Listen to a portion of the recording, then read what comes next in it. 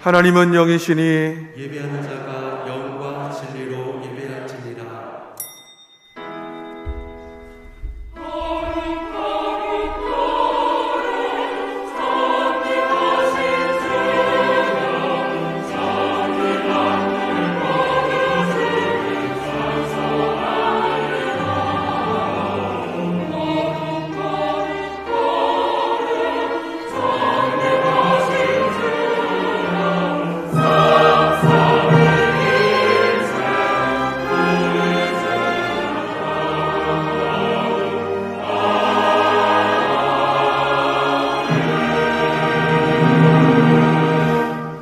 주님, 이 시간 주의 백성들이 함께 모여 사망 권세 이기시고 부활하신 주의 이름을 높여드리며 찬양하며 믿음으로 예배하오니 우리 예배를 받아주시고 이 시간 부활의 소망과 기쁨이 충만케 하시며 성삼위 하나님 영광 받아 주시옵소서. 부활하신 우리 주 예수 그리스도의 이름으로 기도하옵나이다.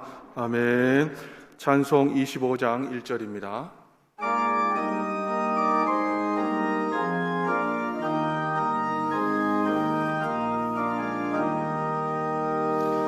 혈류관 벗어서 주 앞에 드리세.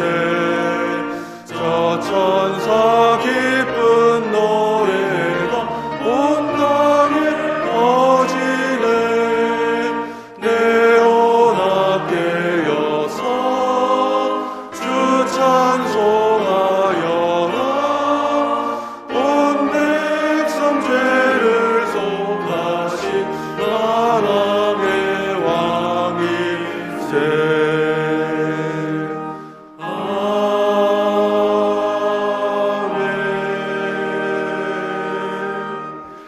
전능하사 천지를 만드신 하나님 아버지를 내가 믿사오며 그 외아들 우리 주 예수 그리스도를 믿사오니 이는 성령으로 잉태하사 동정녀 마리아에게 나시고 본디오 빌라도에게 고난을 받으사 십자가에 못 박혀 죽으시고 장사한 지 사흘 만에 죽은 자 가운데서 다시 살아나시며 하늘에 오르사 전능하신 하나님 우편에 앉아 계시다가 저리로서 산자와 죽은 자를 심판하러 오시리라. 성령을 믿사오며 거룩한 공회와 성도가 서로 교통하는 것과 죄를 사하여 주시는 것과 몸이 다시 사는 것과 영원히 사는 것을 믿사옵나이다. 아멘. 이 시간 주 앞에서 자신을 살피며 먼저 우리의 죄를 고백합시다. 죄로 물든 우리의 몸과 마음을 하나님 앞에 내려놓고 회개하며 기도합시다. 기도하겠습니다. 사랑과 은혜가 풍성하신 아버지 하나님, 한 시간 우리의 삶을 지켜주시고 우리와 함께 하시며 우리를 늘 인도하여 주시며 주님 감사합니다. 하나님, 우리가 주 앞에 알고 지은 죄 혹은 버리고 직간에 지은 죄들이 주님이 싸우니 붉은 우리의 죄를 흰 눈같이 정결하게 깨끗하게 용서하여 주셨다서 주님 아버지 늘 흠없는 양과 같이 주님께서 우리를 맡으시고 성령 하나님 인도하여 주셨다서 아버지 아멘.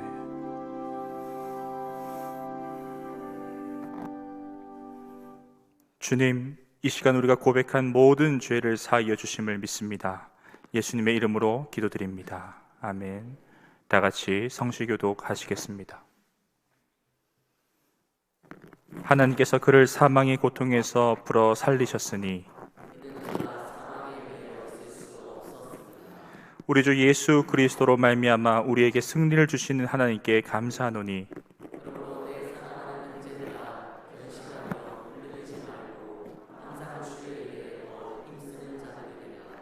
예수께서 이르시되 나는 부활이요 생명이니 나를 믿는 자는 죽어도 살겠고 무릇 살아서 나를 믿는 자는 영원히 죽지 아니하리니 이것을 내가 믿느냐.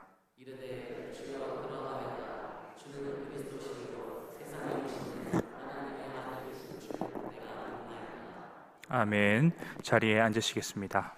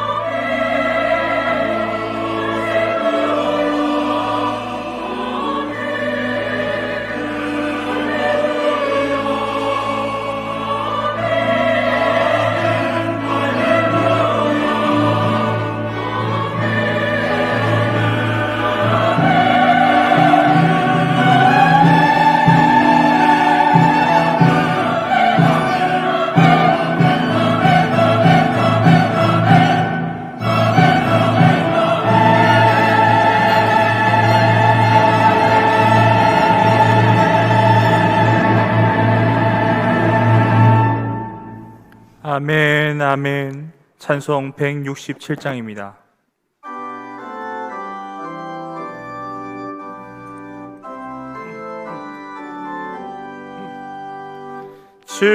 즐겁도다 이날 세세에 할 말, 사망 권세 깨고 하늘이 열려 죽은 자가 다시 살아나와서 생명의 주 예수 찬송하도다. 즐겁도다 이날 세세에 할 말, 사망 권세 깨고 승리하셨네. 부활하신 주님 나타나시니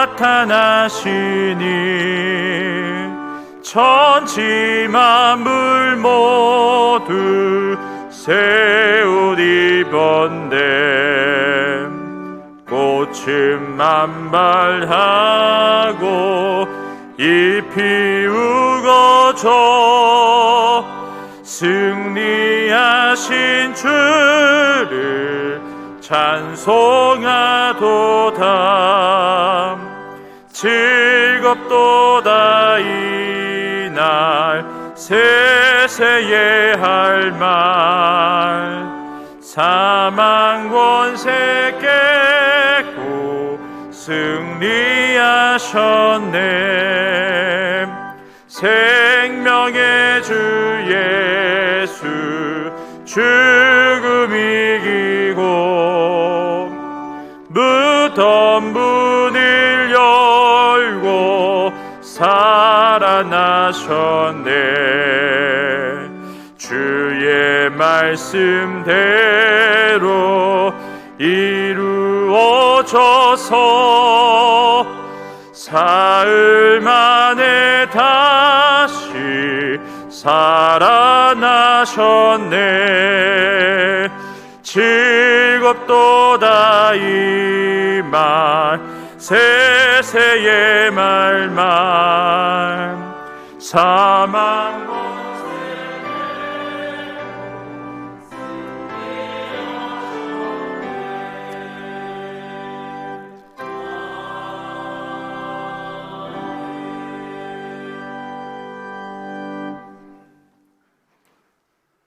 나는 부활이요 생명이니 나를 믿는 자는 죽어도 살겠고 무릇 살아서 나를 믿는 자는 영원히 죽지 아니하리니 하시고 믿느냐고 물으신 예수님을 하나님의 아들이신 줄 믿습니다. 부활절을 기념하면서 주의 교회에 모인 성도들의 마음에 하나님이 평강이 임하기를 간절히 빌고 원하옵나이다.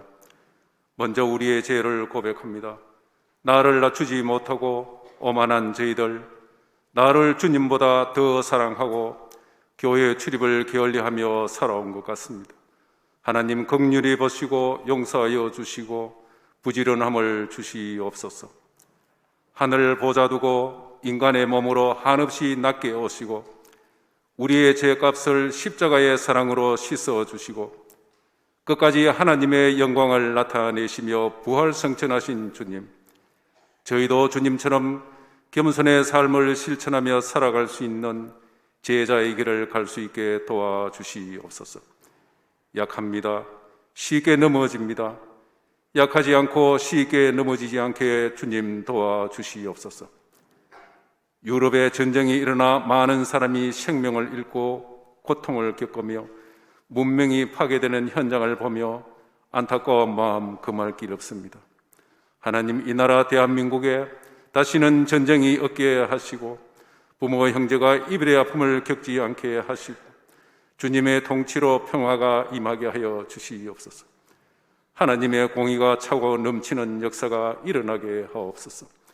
남과 북이 하나가 되어 하나님의 영광이 나타나는 평화의 통일이 이루어지게 하옵소서. 지나온 여러 정부가 평등과 상식을 외쳤지만 이기적이며 자신만의 기준만을 내세웠던 것 같습니다. 이제 새로운 정부가 곧 들었습니다. 평등과 상식이 통하는 나라가 세워질 수 있게 하나님, 이 나라의 정치인들과 국민에게 지혜와 겸손을 허락하여 주시옵소서. 코로나로 인해 힘든 성도들, 회복 중에 있는 성도들 하루속히 일상으로 돌아올 수 있게 하시고, 연로하신 어른들, 병중에 있는 환우들 하나님 치료의 손길로 어루만져 나음을 받을 수 있는 은혜도 허락하여 주시옵소서. 아직도 주님을 만나지 못하고 어둠에서 헤매이는 인생들, 빛과 생명의 길, 복음의 길로 하루속히 나와 주 안에서 위로와 안식을 얻을 수 있도록 하나님 은혜를 베풀어 주시옵소서. 주일학교와 대학 청년, 장년에 이르기까지와 연로하신 어른들의 가정과 모든 성도들에게 건강과 미래의 비전, 꿈을 가지게 하시고 주와 동행하며 주와 상의하며 주께 도움을 청하며 주의 힘으로 살아가는 모든 성도들 되게 하여 주시옵소서. 찬양대의 찬양과 온 성도의 찬양을 받으시는 하나님 사랑합니다. 이제 하늘의 복음을 전하시는 목사님, 말씀을 귀담아 듣고 우리의 마음에 새기게 하시며 말씀 전하는 목사님과 듣는 모두가 영육 간의 강건함을 잃지 않게 도와주시옵소서. 오늘 부활절 모든 예배 가운데 함께 하시기를 간절히 빌고 원하오며 부활 후 성천하신 예수님 귀하신 이름으로 기도드리옵나이다. 아멘.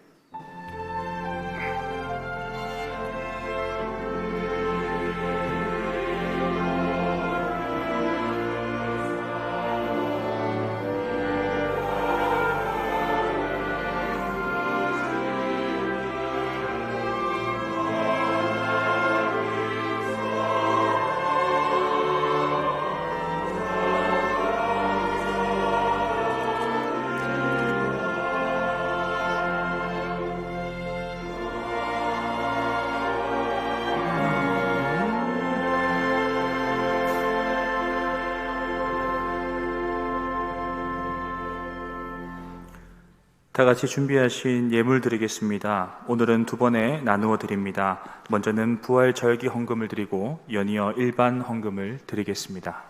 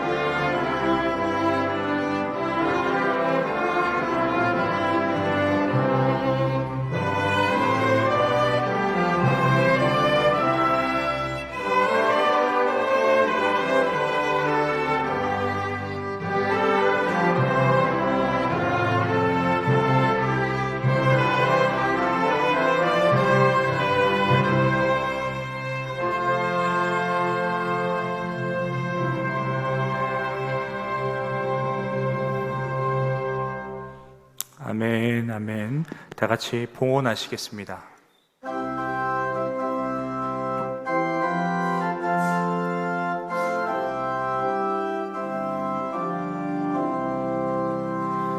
내 주 예수 주신 은혜 한없건만 내 주 앞에 이 적은 것 다 드리니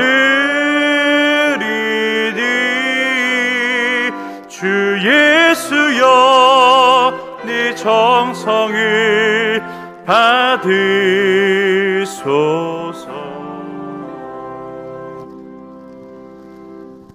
자비로우신 하나님, 우리 죄 대신하여 십자가에 죄값을 지불하시고 생명을 잃으셨으나 약속하신 대로 다시 사흘 만에 부활하셔서 영원한 생명이 있음을 우리에게 증거하시고 주의 나라로 저희들 이끌어 가시는 구주가 되셨음에 감사합니다. 이 시간 우리의 가진 물질의 일부를 저희들이 구분하여서 주님 부활을 축하하고 기뻐하고 감사하며 영광을 돌리고자 올립니다. 성도들의 마음에 진심이 있게 하시고 감격이 있게 하시고 정말 부활의 확신을 가지고 주를 찬미하는 우리 모두가 되게 해 주시옵소서. 그런 믿음 가운데 있는 자를 어둠에서 주님 밝은 빛으로 인도해 내주시고 답답한 일 가운데 생기를 불어넣어 하나님 그 모든 문제를 해결시켜 주시고 병 가운데서 치료받아 건강한 삶을 살아갈 수 있도록 복 내려 주시옵소서. 들으신 것 주님의 뜻에 합당하게 교회를 통하여 바르게 잘 사용되어지기를 원하옵고 거룩하신 예수님의 이름으로 기도하옵나이다. 아멘.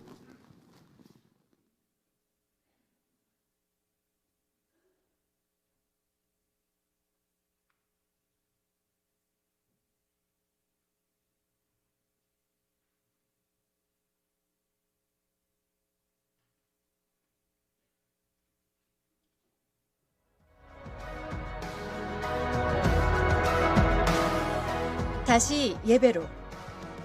성도 여러분, 한 주간도 평안하셨습니까? 4월 셋째 주 범어뉴스를 전해드리겠습니다. 부활주일 연합 예배가 있습니다.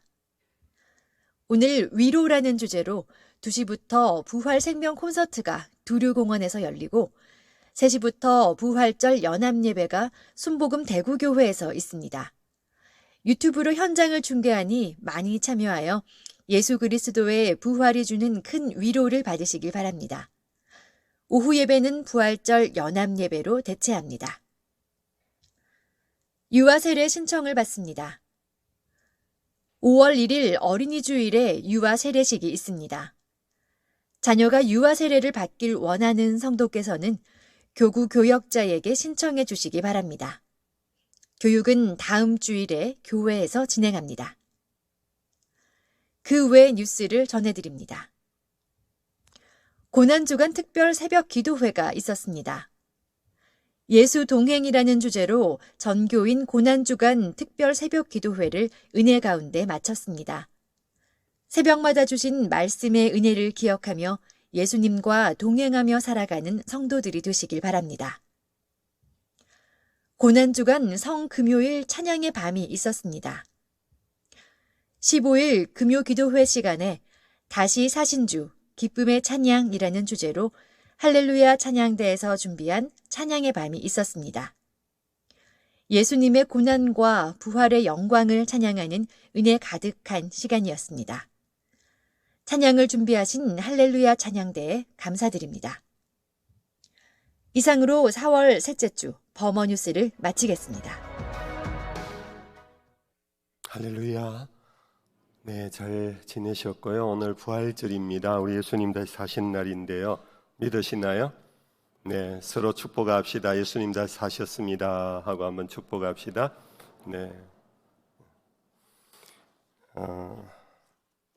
여러분들 이미 뉴스를 통해서 아시겠습니다만은 모든 거리두기 방역 시스템이 오늘까지고 내일부터 모든 것이 해제되는 그런 지금 상황이 되었습니다.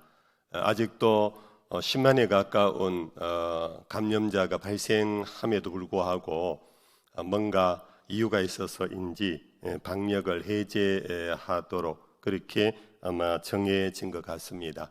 이에 따라서 우리 교회 생활에도 많은 변화가 또 있으리라 생각합니다. 이제 내일부터 거리두기도 없고 인원 제한도 없고 모든 것이 이제 해결됐기 때문에 여러분들 교회 모임 자체가 이제는 강제적인 법적인 행정적인 제약이 없습니다. 이름에도 불구하고 우리가 이 습관이 2년 동안 있어서 모이기를 꺼려하고 모이기에 부담스러워하는 이걸 빨리 떨어내 버려야 할 것 같은데 여러분들 각자 개인별로 좀 믿음 안에서 그런 데서 빨리 자유하면 좋겠습니다. 그리고 각 기관 모임도 이제 내일부터는 이제 자유롭게 할 수 있는 그런 상황입니다. 교회 내 치사 문제도 24일 다음 주 지나고 월요일부터 이제 당국에서는 그 자체도 해제한다 그렇게 발표된 적이 있습니다. 그러나 우리가 마음은 자유를 하고 또 모임은 회복하되 여러분들 교회 안에서 예배 시간에 아직 마스크는 그대로 사용해야 한다고 알고 있습니다. 그래서 마스크를 반드시 끼시고요. 그리고 손 소독을 반드시 하시고 그리고 스스로 체온이 내가 38도를 넘고 기침이 있다. 그럴 때는 스스로 좀 조심하시면서 그 주간은 공예배 참석을 여러분들 가정에서 드린 걸로 그렇게 하시면서 어쨌든 이 코로나에서 빨리 우리가 극복하고 벗어날 수 있는 그런 우리 부활절이 되면 좋겠습니다. 아멘입니까? 네, 정말 기다리던 날이 왔는데 그럼에도 불구하고 우리가 좀 조심하면서 잘 우리가 대처해 가면 좋겠습니다. 그리고 주보에 여러분들 교회 소개하는 작은 팜플렛을 넣어드렸는데 이것은 오늘 부활절 날 여러분들 나가실 때 좋은 분에게 그냥 우리 교회 소개를 주면서 예수님 부활하셨다고 한마디라도 그렇게 좀 정언하시라고 여러분들에게 나누어 드린 거니까 좋은 분에게 전도지로 사용하시고 또 전도할 데가 없으면은 집에 곱게 모셔도 됩니다. 그렇게 하시고 여러분들 이것을 선용해 주시기를 바랍니다. 이상입니다.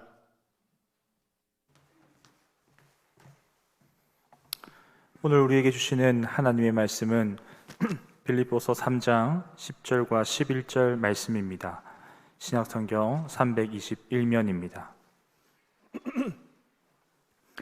내가 그리스도와 그 부활의 권능과 그 고난의 참여함을 알고자 하여 그의 죽으심을 본받아 어떻게 해서든지 죽은 자 가운데서 부활에 이르려 하노니. 아멘.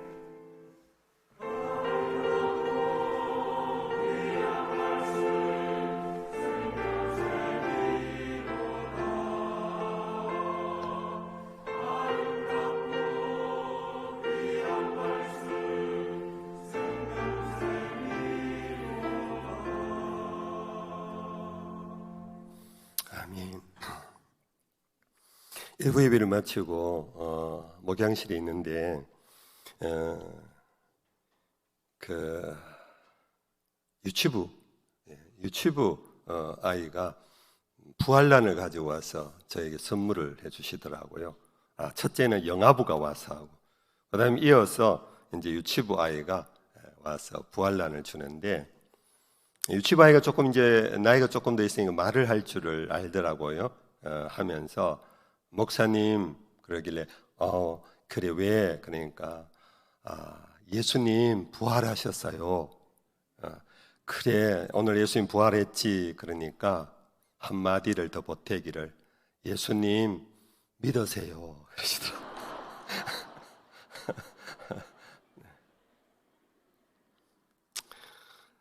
제가 받은 축복을 여러분들에게 반사로 나눕니다. 여러분들 예수님 부활하셨음을 믿으시기를 바랍니다. 근데 누군가가 여러분들에게 묻습니다. 당신은 예수의 부활을 어떻게 믿느냐고. 이럴 때 여러분들 어떻게 설명을 하셨나요? 참 조금은 난감하고 당황스러운 그런 질문일 겁니다. 당신은 어떻게 예수의 부활을 믿느냐고. 그래서 제가 조금 도움이 되는 가이드를 한 3가지 말씀을 정리를 해보겠습니다. 첫째는 예수의 부활의 사건은 2000년 전 사건으로서 오늘 우리는 본 바도 없고 만진 바도 없는 실제적인 역사적 실존 속에서 우리는 경험이 없습니다.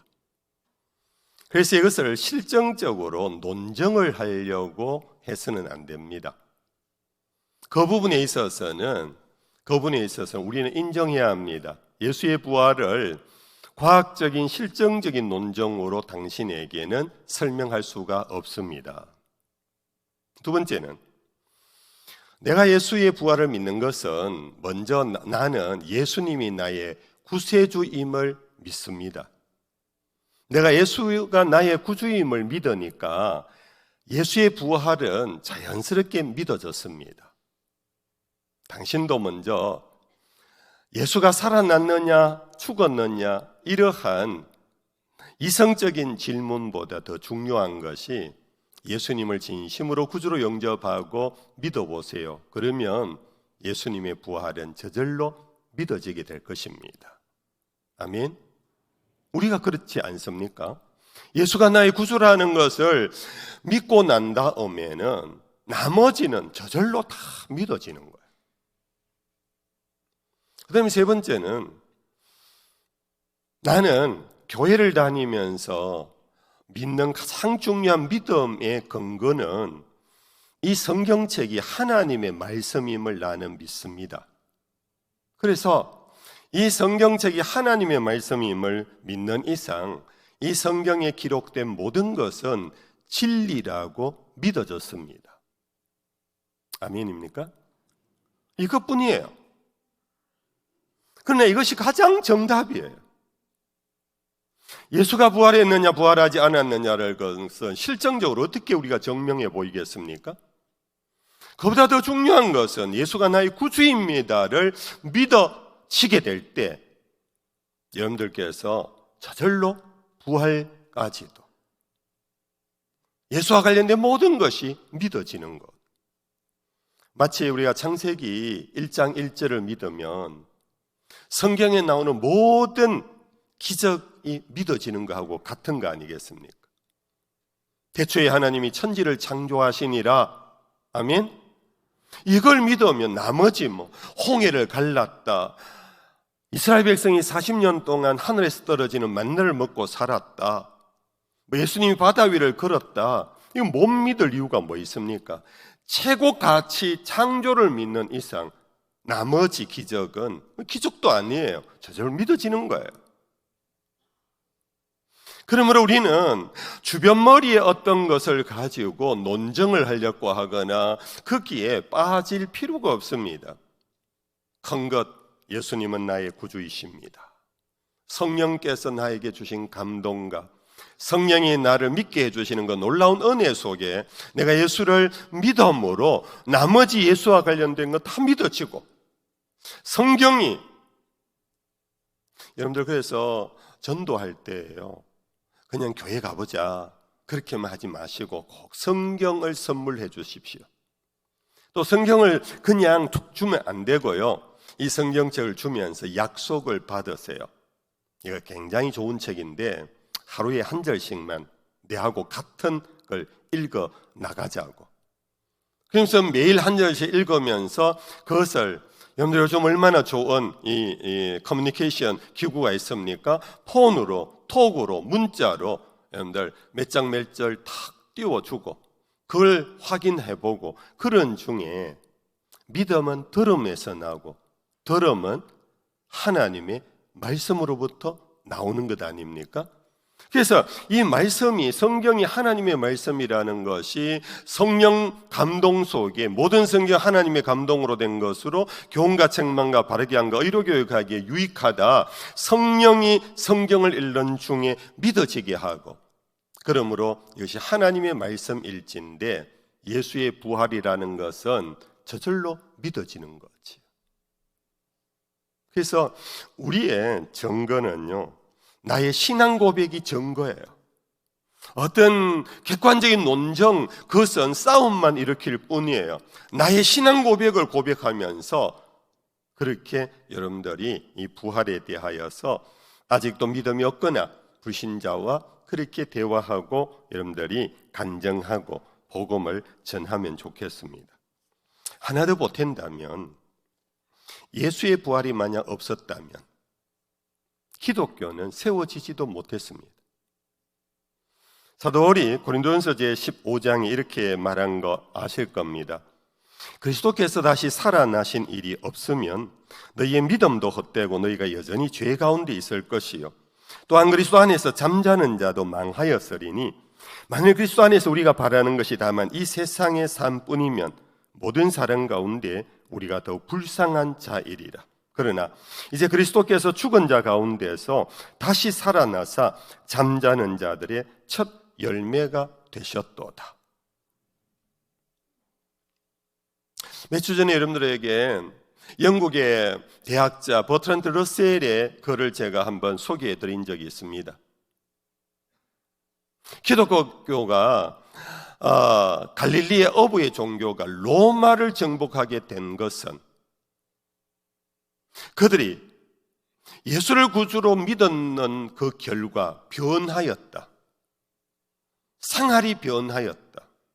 성품이 변하였다. 그것이 지독한 부패하고 있었던 로마 사람들에게 향기가 되었고 빛이 되었다. 그런데 그들의 생활의 변화는 가난이 부자가 되어서 바뀐 것도 아니고 비천한 자가 고귀한 자가 되었기 때문에 바뀐 것도 아니라 오히려 그들은 정말 예수 믿는 것 때문에 버림을 받고 사회에서 왕따당하고 직장에서 쫓겨나고 가정에서 마찬가지 쫓겨나고 수많은 핍박이 있었음에도 불구하고 그들은 정직했고 그들은 남을 배려할 줄 알았고 친절했고 그들은 용서할 줄 알았고 사랑할 줄 알았다. 그것이 로마 사람들에게는 엄청난 도전이 되었다. 여러분들 그런 어려운 중에도 어떻게 여러분들 참고 용서하며 배려하고 친절할 수 있었을까요? 그것이 바로 예수의 부활의 사건이 없이는 그것을 믿지 않고는 그러한 일은 일어날 수가 없다. 죽기까지 짓밟히고 죽기까지 버림당하시고 죽기까지 조롱당하신 예수가 살아났기 때문에 나는 예수만큼 지금 어렵지 않다. 예수만큼 고난이 없다. 그러니까 예수께서 부활하셨듯이 이 고난과 이 양보와 이 억압은 내가 예수와 함께 부활하는 날 모든 것이 끝난다. 할렐루야. 이것이 결국은 이 믿음이 부활신앙이 그리스도인의 삶을 그렇게 향기나게 아름답게 만들었다. 이것이 객관적인 증거라는 것입니다. 자, 그러면 우리는 이러한 객관적 증거를 우리의 삶을 통하여 드러내기 위하여서 성경이 정언한 예수님의 부활 사건 한 3가지를 살피고 그 의미를 한번 돌아보겠습니다. 첫째는 예수의 부활을 처음으로 목격했던 자들의 증언은 빈 무덤에 대한 증언입니다. 아시지요? 제가 성경에 있는 몇 구절만 읽어드리겠습니다. 누가복음 24장에 안식 후 첫날 새벽에 이 여자들이 그 준비한 향품을 가지고 무덤에 가서 돌이 무덤에서 굴러 옮겨진 것을 보고 들어가니 주 예수의 시체가 보이지 아니하더라. 시체가 없습니다. 누가복음 11장 12절입니다. 24장 3장 사도들은 그들의 말이 허탄한 뜻이 들려 믿지 아니하나 베드로는 일어나 무덤에 달려가서 굽으려 들여다보니 세마포만 보이는지라 그된 일을 놀랍게 여기며 집으로 돌아가니라. 무덤에 달려가서 보니까 세마포만 있고 예수님의 시신이 보이지 않은 빈 무덤이었습니다. 하나 더 요한복음 20장입니다. 시몬 베드로는 따라와서 무덤에 들어가 보니 세마포가 놓였고 또 머리에 샀던 수건은 세마포와 함께 놓이지 않고 딴 곳에 샀던 대로 놓여 있더라. 그때야 무덤에 먼저 갔던 그 다른 제자도 들어가 보고 믿더라. 예수님 부활하셨다 하는 이 전파가 어디에서 시작됐냐 하면은 무덤을 찾아갔던 사람이 예수의 시신을 못 보고 빈 무덤에서부터 예수가 안 보인다. 예수가 없어졌다. 그런 중에 이제 이후의 사건하고 연결되겠습니다만은 예수님 부활하셨다. 이런 부활의 증언이 일어나기 시작한 것입니다. 여러분들 시신이 사라진 이 무덤이 왜 시신이 사라졌을까? 한 2가지 나름 추측할 수 있는 가능성이 있습니다. 하나는 짐승이 와서 시신을 물고 갔을 수도 있습니다. 그렇겠죠? 또 하나는 누군가가 와서 시신을 훔쳐갔을 수도 있을 것입니다. 이 두 가지 가능성을 두고 생각을 해볼 때 예수님을 묻었던 이 무덤은요, 누구의 무덤에 들어갔습니까? 아리마대 요셉이라는 분의 무덤에 들어갔습니다.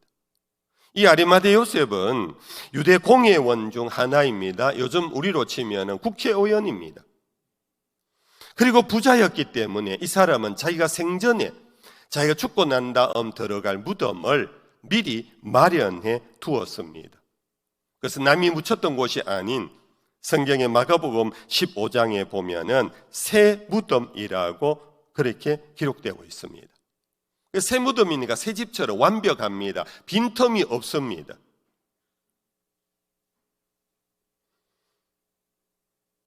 뿐 아니라 또 하나는 예수님을 죽였던 유대 지도자들이 예수님 살아있을 때부터 들려온 뭔가 소문이 있었어요. 그게 뭐냐면 이 사람은 죽었다가 3일 만에 다시 살아난다고 하는 소문이 벌써 퍼져 있었던 것입니다.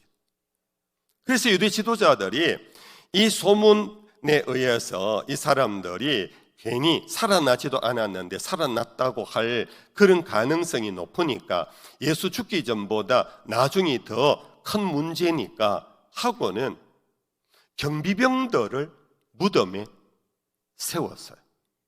그것이 여러분들 성경 말씀에 보면은 마태복음 말씀에 27장에 나오는 내용입니다.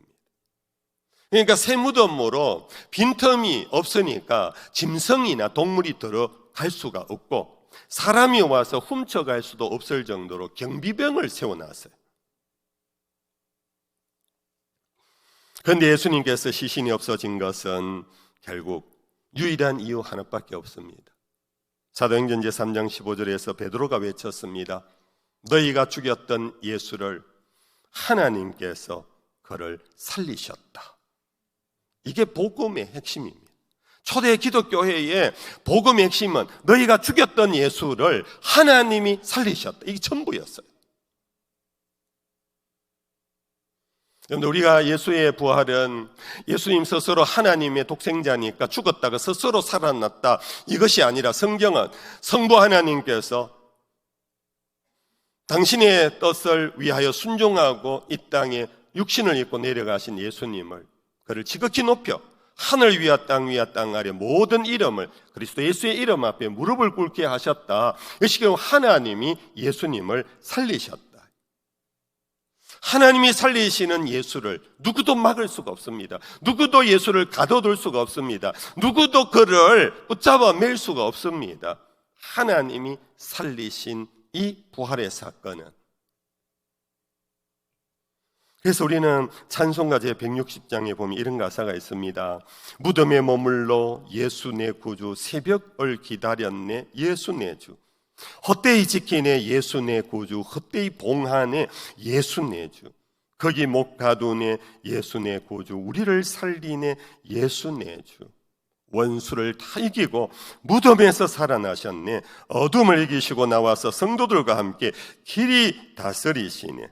사셨네 사셨네 예수 다시 사셨네. 우리도 1절만 불러봅시다.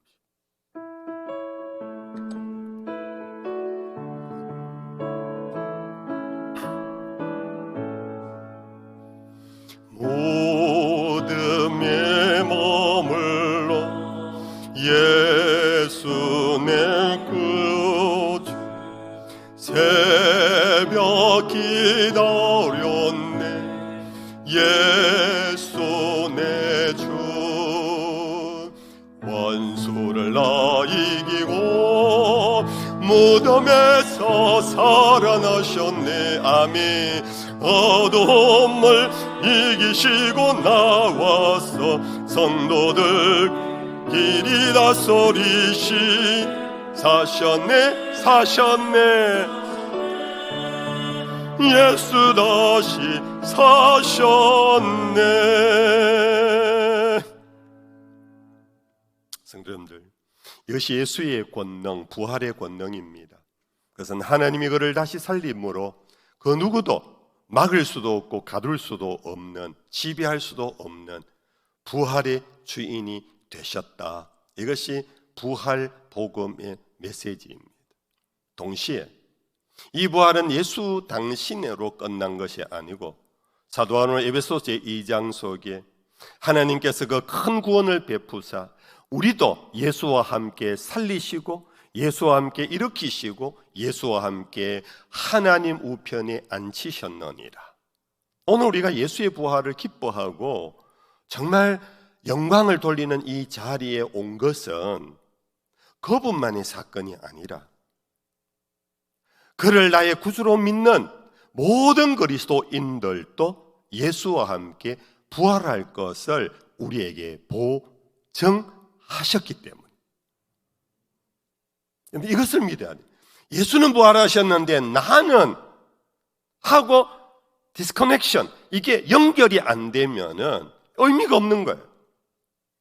부활의 복음을 우리가 받고 믿는 것은 예수는 부활의 첫 열매로서 당신이 부활하시면 어떤 권능을 갖고 어떤 영광에 들어가며 그 영광 속에 우리들도 함께 부활할 것이라는 이것이 복음입니다. 그러므로 예수와 함께한 우리는 죽음으로부터 자유를 이미 얻은 사람들입니다. 우리는 죽더라도 다시 삽니다. 예수님처럼 죽더라도 다시 삽니다. 예수님이 죽으셨으나 무덤에 갇히지 않은 것처럼 우리도 갇히지 않습니다. 무덤은 헛됩니다. 무덤은 지키지도 치장하지도 우상시할 필요가 없습니다. 왜냐하면 우리가 거기에 갇혀 있지 않기 때문에.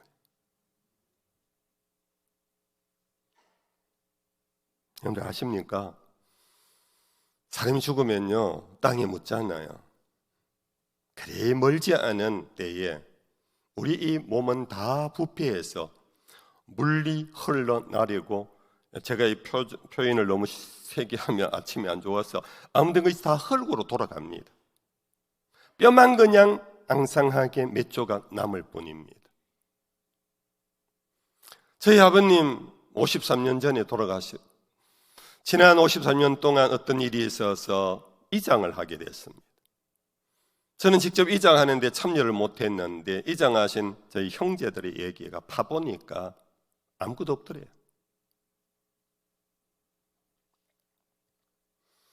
여러분들 더구나 우리는 그리스도인들은 죽음과 함께 우리는 이미 아버지 집으로 우리는 올라갔습니다. 할렐루야. 그것을 믿어야 합니다. 그것이 그리스도인의 사생관입니다. 그리스도인들은 무덤을 멋있게 만들 필요가 없습니다. 명당을 돈 많이 주고 만들 필요가 없습니다. 왜냐하면 우리는 그 속에 있지 않습니다.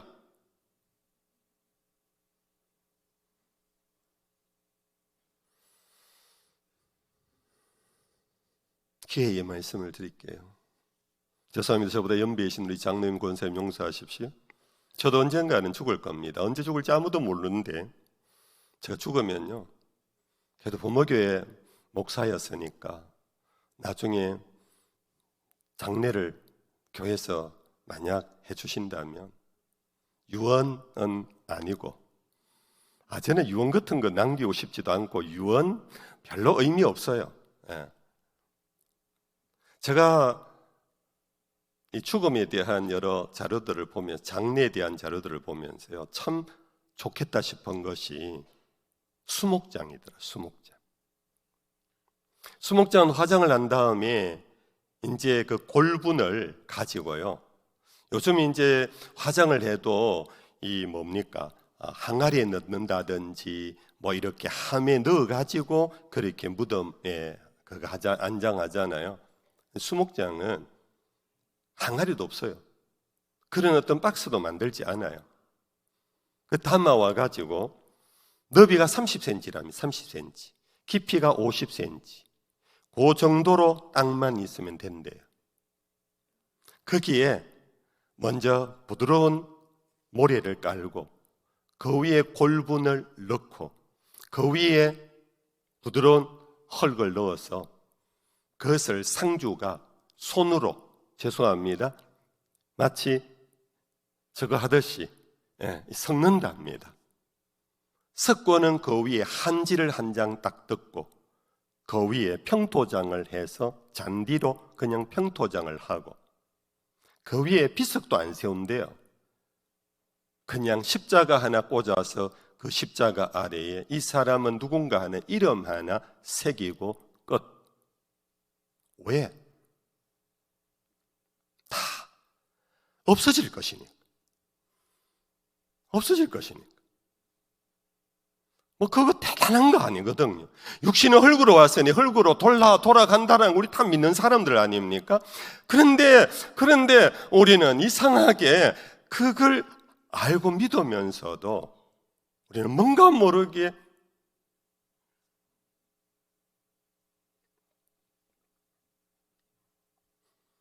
형들, 예수님이 갇히지 않았습니다. 예수님은 사로잡히지 않았습니다. 예수님은 거기에 영원히 무덤에 계시지 않습니다. 예수님은 부활하셨습니다. 빈 무덤이었습니다. 이것은 오늘 모든 그리스도인들의 죽음 후의 모습을 우리에게 보증해 주시고 약속해 주시는 놀라운 복음의 사건입니다.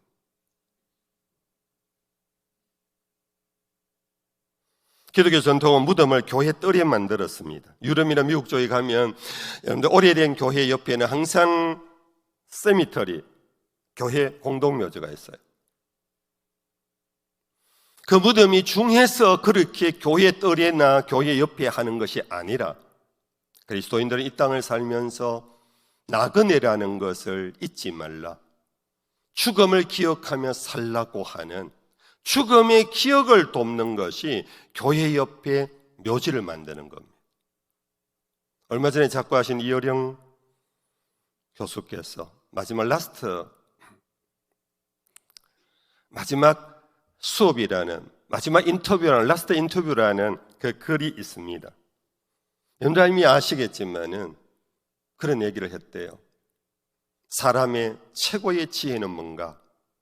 그것은 살면서 메멘토 모리, 나는 죽을 존재라는 것을 기억하며 사는 것이다. 장례는 왜 하는가? 무덤은 왜 만드는가? 기억을 위한 겁니다. 단지 기억을 위한 거지 그것이 시신이 어떻고 저떻고 할 아무, 성경은 부활한답니다. 빈 무덤이랍니다.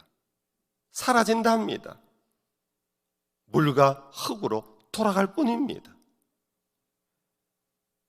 그런데 이건 믿음의 문제가, 이건 사실의 문제예요. 팩트예요.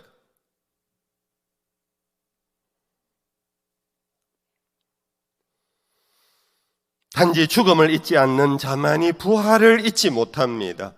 항상 나는 죽을 존재라는 것을 잊지 않을 때 동시에 우리는 부활도 잊지 못합니다. 죽었던 예수께서 부활하셨다는 것을 잊지 못하는 거지요. 그런데 죽음을 잊어버리는 사람은 부활도 잊어버립니다. 죽음을 기억하는 것은 몸은 무덤에 갇히는 것이 아니구나, 우리는 이미 아버지 집으로 갔구나, 그것이 자연스럽게 부활과 연결되는 신앙이라는 것. 두 번째, 예수님의 부활의 사건을 통해 우리에게 주는 의미, 두 번째는 예수님의 죽음은요, 완전한 죽음이었습니다. 들어 소설들이 있어요. 예수님께서 완전히 죽은 것이 아니라 기절을 했을 뿐이다. 기절을 했다가 나중에 무덤에서 깨어나가지고 스스로 도망쳐 나와가지고, 유대 땅에서는 자기를 알만한 사람들이 너무 많으니까 그가 도망을 쳐서 프랑스 어느 시골에 도착해서 그곳에서 어느 여인과 결혼해서 살았다, 뭐 이런 이상한 소설까지도 다 나왔지 않습니까? 여러분들, 예수님의 죽음은 기절이 아닙니다. 완전한 죽음입니다. 성경 증거가 있습니다. 여러분들, 아리마대 요셉이 자기 무덤에 예수님을 묻게 하려고 빌라도를 찾아가서 예수의 시신을 구한 적이 있습니다. 그때 내용을 읽어드립니다. 마가복음 제 15장입니다. 아리마대 사람 요셉이 와서 당돌이 빌라도에게 들어가 예수의 시체를 달라 하니, 이 사람은 존경받는 공회원이요 하나님의 나라를 기다리는 자라. 빌라도는 예수께서 벌써 죽었을까 하고 이상히 여겨 백부장을 불러 죽은 지가 오래냐 묻고 백부장에게 알아본 후에 요셉에게 시체를 내주는지라. 시신을 원하는 사람 뭔가 이상해서 백부장을 불렀어요. 야, 예수 제대로 죽은 거 맞냐? 맞습니다. 빌라도가 확인을 다 했어요. 완전히 죽었다라는 걸 확인을 하고 시체를 내어 주었다는, 예수님이 죽은 완전한 죽음이었습니다. 그랬더니 예수님이 부활하신 다음에 안식 후 첫날 제자들이 모여있는, 두려움 속에 모여있는 다락방을 찾아왔습니다. 아시지요? 그때 광경을 읽어드립니다. 요한복음 20장입니다. 이날 곧 안식 후 첫날 저녁 때에 제자들이 유대인들을 두려워하여 모인 곳에 문들을 닫았더니 예수께서 오사 가운데 서서 이르시되 너희에게 평강이 있을지어다. 이 말씀을 하시고 손과 옆구리를 보이시니 제자들이 주를 보고 기뻐하더라. 예수께서 또 이르시되 너희에게 평강이 있을지어다. 아버지께서 나를 보내신 것 같이 나도 너희를 보내노라. 이 말씀을 하시고 그들을 향하사 숨을 내쉬며 이르시되 성령을 받으라.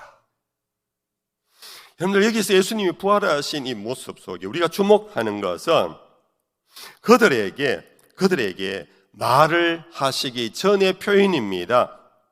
그들을 향하사 숨을 내쉬며. 근데 이것은 생명운동의 가장 핵심이 호흡하는 겁니다. 그렇죠, 여러분들? 여러분들, 우리가 누가 물에 빠졌다, 누가 뭐 어떤 걸 있다면 이 사람이 살았나 죽었나 하는 제일 먼저 알아보는 게 뭡니까? 콧구멍에 손을 대보는 겁니다. 숨이 끊어졌다, 이런 얘기예요. 그런데 지금 생명운동의 가장 기본이 호흡을 한다, 숨을 내쉰다. 이것이 예수님의 부활의 확실한 증거였던 것입니다. 예수님은 또 들어 하는 사람이 그가 영적으로 부활했다 하는 영지주의자들도 많았어요. 그러나 예수님은 고스트, 그런 귀신의 모습으로 부활한 게 아닙니다. 귀신은 숨쉰다는 얘기를 들어본 적이 있습니까?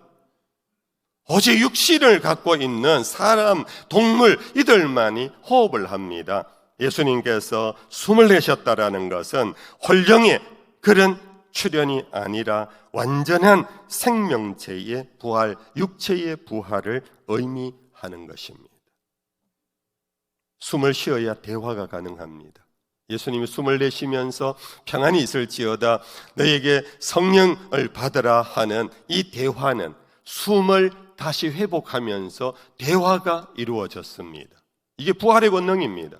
부활의 권능은 단지 눈만 껌벅껌벅 떠고 그냥 심장만 뛰는 게 아닙니다. 숨을 내쉬며 대화를 한다는 것입니다. 대화를 한다는 것은 뭡니까? 옛적을 회복한다는 것입니다. 관계가 회복되어진다는 것입니다. 부활의 권능은 죽음으로 세상 장례식이 하면 연결식이라 그럽니다. 영원히 이별해서 더 이상 서로 만날 수도 없고 대화할 수도 없는 게 세상의 사생관입니다. 그러나 성경은 예수님이 숨을 내쉬면서 대화를 다시 회복하셨습니다.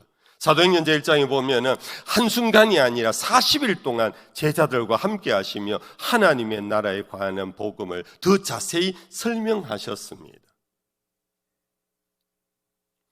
그런데 이것은 팁으로 조금 다른 각도에서, 여러분들이 때때로 대화가 안 되는 관계가 있잖아요. 말을 못하는 게 아니라 뭔가 대화가 안 되는, 서로가 생각이 너무 달라서 대화하면 늘 부딪히고 여러분들 뭔가 오히려 싸움만 일어나는, 그것이요 남남이 아니라 부부지간에도 그렇고 형제지간에도 그렇고 교우지간에도 그런 일이 있잖아요. 그냥 팁으로 드린 말씀입니다. 여러분들, 가슴이 답답하고 대화가 안 되는 사람과 대화해서 좋은 관계를 가지려면요, 한번 죽으셔야 돼요. 죽었다가 깨어나야 돼요. 죽었다가 호흡이 멈춘 다음, 호흡이 멈추면서 여러분들 대화가 안 됩니다. 관계가 단절됩니다. 다시 살아나면은 제일 그리운 것이 뭐냐? 사람이 그립고 말하는 게 그립고 대화하기가 그립잖아요. 이거는 은유적으로 메타포적으로 여러분들에게 말씀을 드립니다. 내 고집이 살아있으면 끝까지 대화가 안 돼요. 내 생각이 변치 않으면 끝까지 대화가 안 돼요. 여러분들, 한번 죽으라는 것이 육체의 죽음을 의미하는 것이 아닙니다. 정말로 자기의 그 고집과 자기의 이데올로기와 자기의 어떤 그런 것을 죽어져야 막힌 담이 무너져요. 관계가 회복되어져요. 대화가 되는 거예요.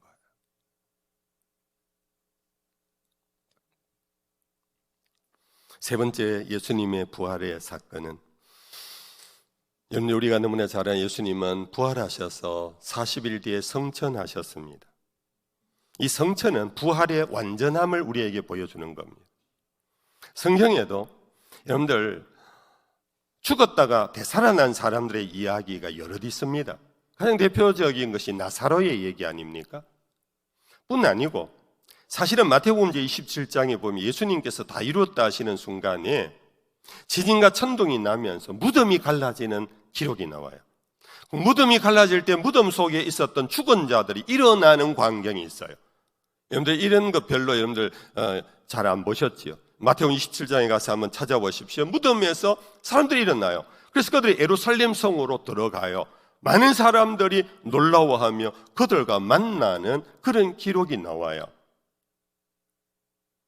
그러나 그것을 두고 부활이라고 말하지 않습니다. 그것은 잠시 회생했는 것뿐입니다. 그들은 다 죽음으로 다시 살아났다가 다시 죽었어요. 나사로도 죽었고 다시 살아났다고 하는 모든 사람은 다시 죽었어요. 그러므로 그것은 온전한 부활이 아니에요. 온전한 부활은 다시 살아나 영원히 사는 것이 부활입니다. 그것이 예수님의 부활입니다. 예수님이 다시 살아나서 다시 죽었다면 우리의 희망이 뭔데? 우리의 구주가 뭔데요? 우리에게 복음이 아니에요. 예수님은 다시 살아나서 영원히 사셨기 때문에, 우리의 죄값을 다 지불하셨기에 우리도 다시 부활하 영원히 사는 영생의 주가 되신 겁니다. 부활의 주는 결국은 영생의 주가 되신 거예요. 이것이 우리가 갖는 부활 신앙의 매우 중요한 핵심입니다.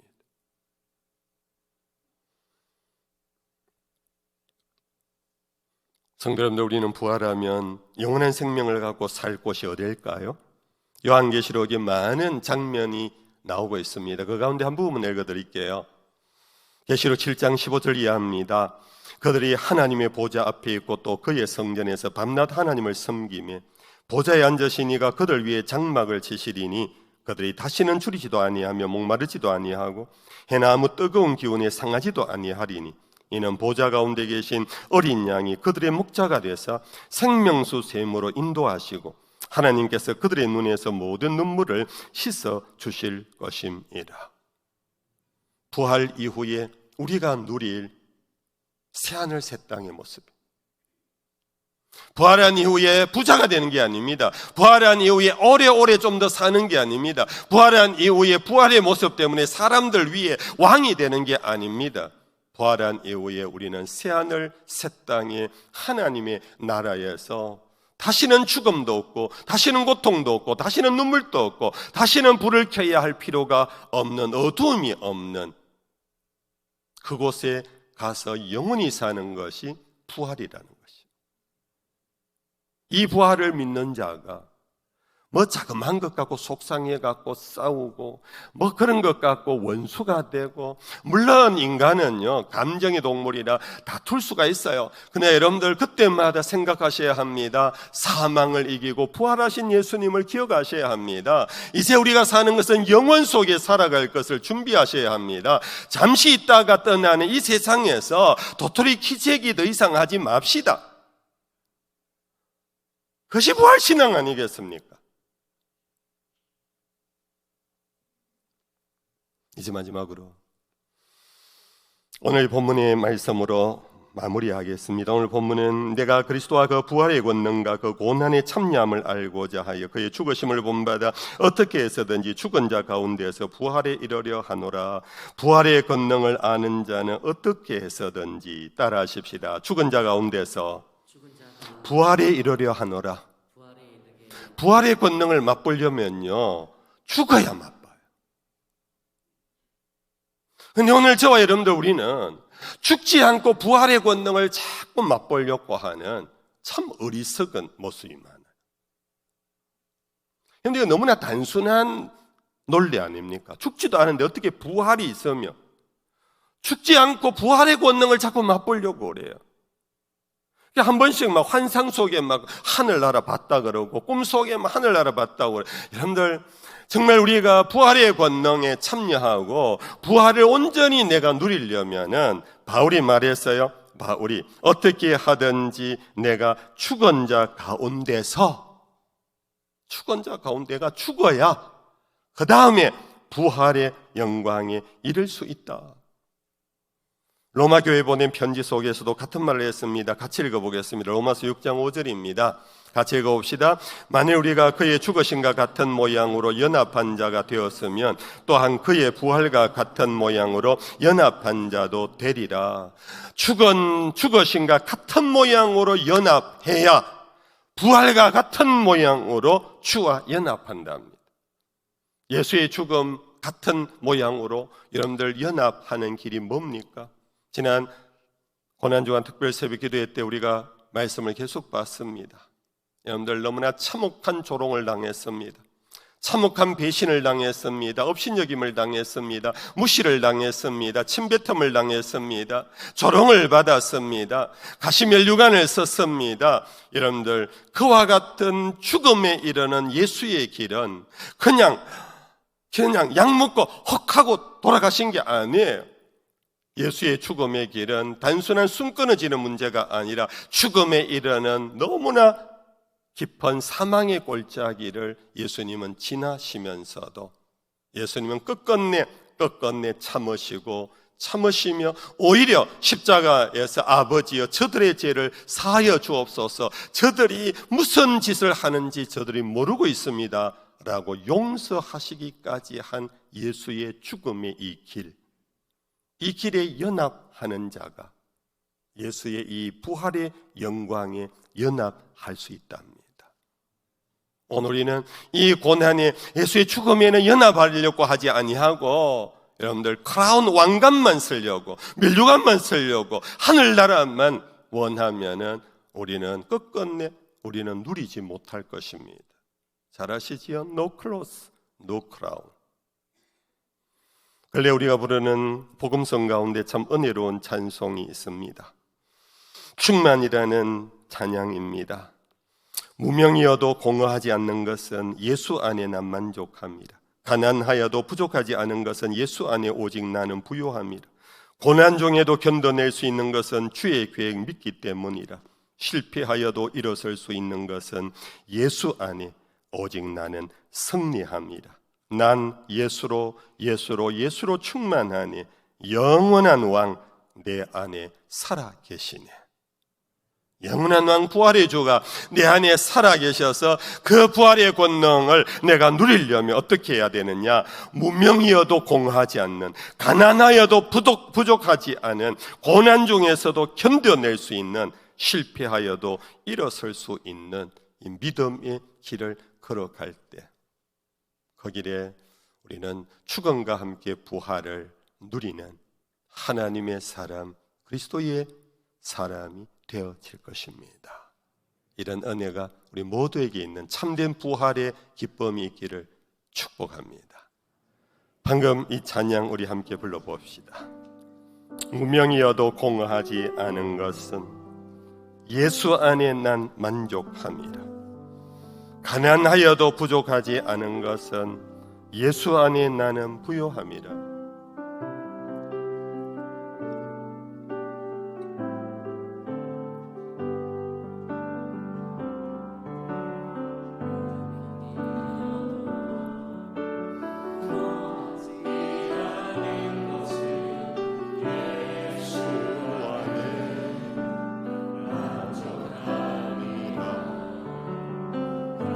가난하여도 부족하지 않은 것은 예수 안에 오직 나는 부요합니다. 고난 중에도 견뎌낼 수 있는 것은 주의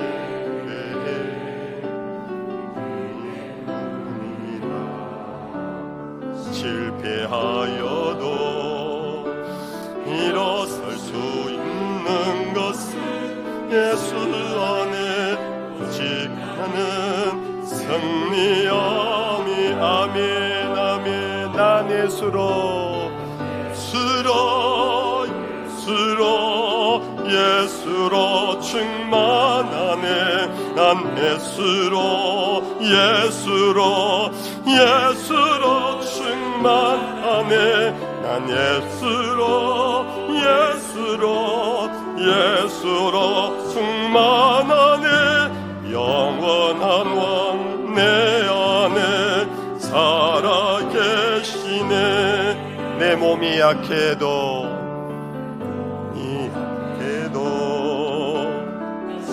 하지 않는 것은 주 안에 안전함이라. 화려한 세상 부럽지 않은 것은 난 예수로 충만함이라. 아멘. 난 예수로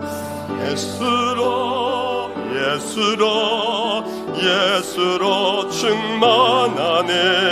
세상 모든 것들로 어렵지 않네. 난 예수로 충만한 영원한 내 안에 살아계시. 난 예수로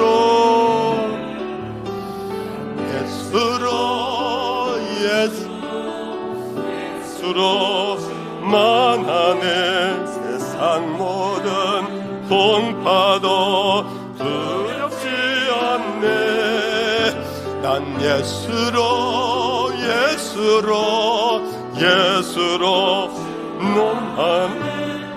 원한 왕 내 안에 살아계시네.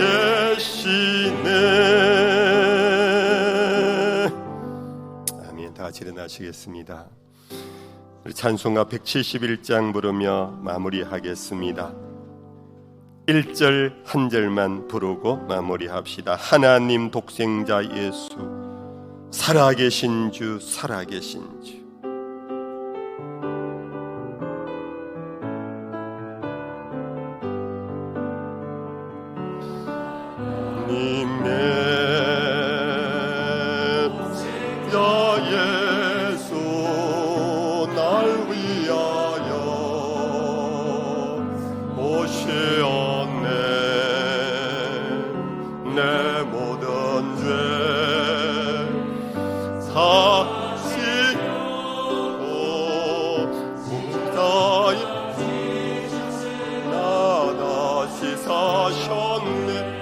살아계신 요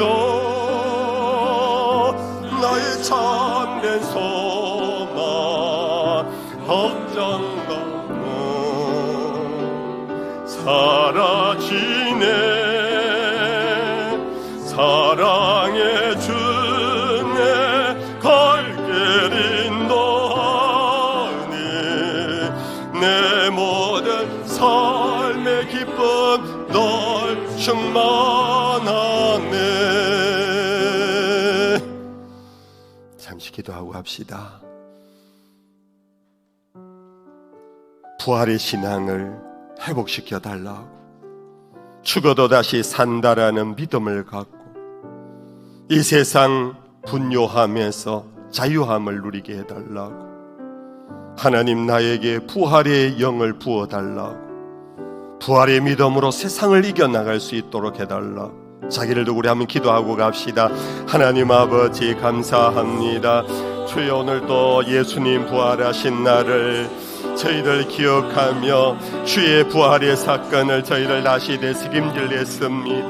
하나님 아버지여, 완전한 부활을 우리에게 확정시켜 주시며 부활한 이후에 하나님 모든 일의 회복을 우리에게 보여주시고, 아버지 하나님이여, 변치 않은 하나님의 나라의 삶을 우리에게 보여주셨음을 감사합니다. 하나님 아버지여, 지나가는 이 세상 잠시 잠깐 후면 떠날 이 세상에 아버지 하나님이여 다투고 싸우고 아버지 하나님이여 탐욕에 빠지지 않게 하시고 아버지여 영원한 주의 나라 바라보며 부활의 믿음으로 승리할 수 있는 우리 모두가 되게 해 주시옵소서. 오직 예수로 사는 우리가 예수로 충만하여지도록 주님 복을 내려 주시옵소서. 여호와는 내게 복을 주시고 너를 지키시기를 원하며 여호와는 그의 얼굴을 내게 비추사 은혜 베푸시기를 원하며 여호와는 그 얼굴을 내게로 향하여 드사 평강 주시기를 원하노라. 부활의 주 되신 영원한 구세주 예수님 그 크신 은혜와 하나님 아버지 변함없는 사랑과 보혜사 성령의 함께 하시는 교통이 이 자리에 있는 모든 예배자들과 온라인으로 함께하는 주의 자녀들 위에 항상 함께 하시기를 간절히 축원하옵나이다. 아멘.